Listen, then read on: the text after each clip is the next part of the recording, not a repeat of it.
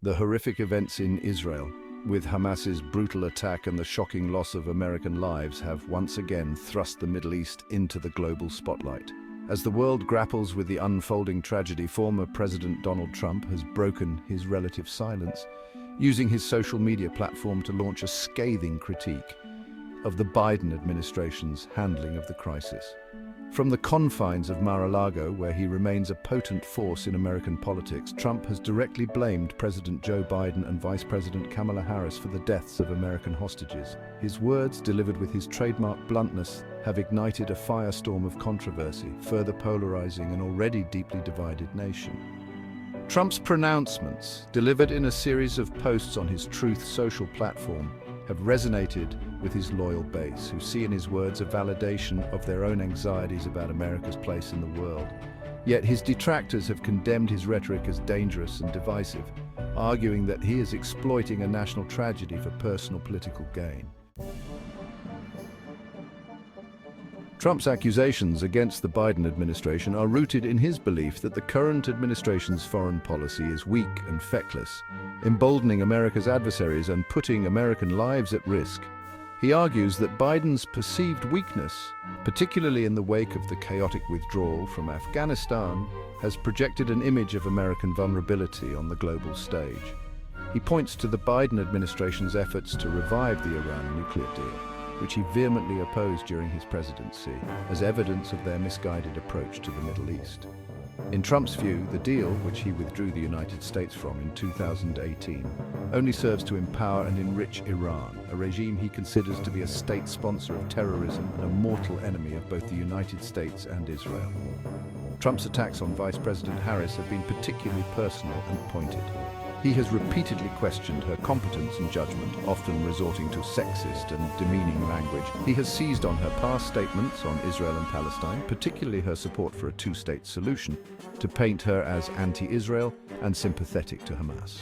This line of attack, while inflammatory and unsubstantiated, has resonated with some segments of the American public, particularly those who were already predisposed to view Harris with suspicion or hostility.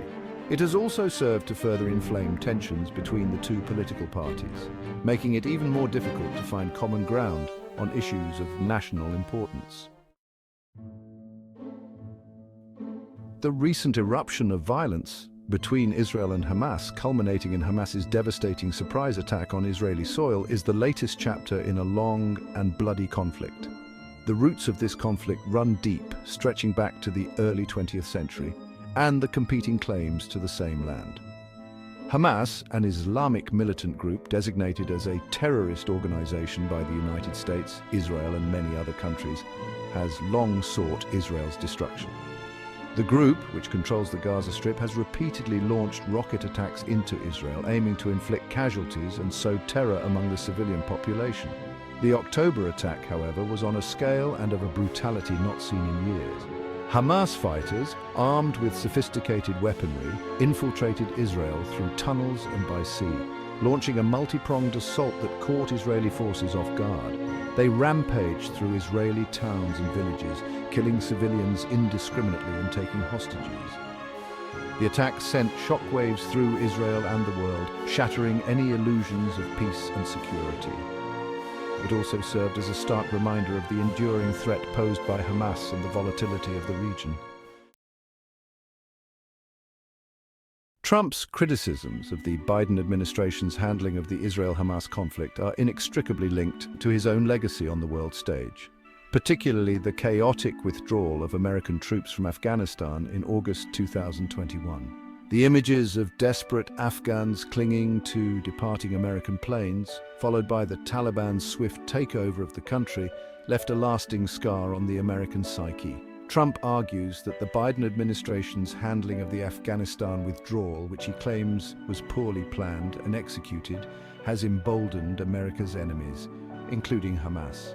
He contends that the perception of American weakness and retreat has created a vacuum on the world stage which adversaries like Russia, China, and Iran are all too eager to fill.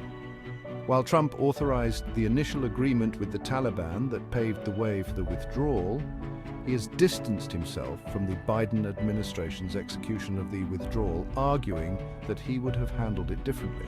However, critics counter that Trump's own negotiations with the Taliban, which excluded the Afghan government, set the stage for the chaos that ensued. The Afghanistan withdrawal has become a political football in the United States, with both parties seeking to blame the other for the perceived failures. It has also fueled a broader debate about America's role in the world, with some arguing for a more isolationist approach and others advocating for continued American leadership.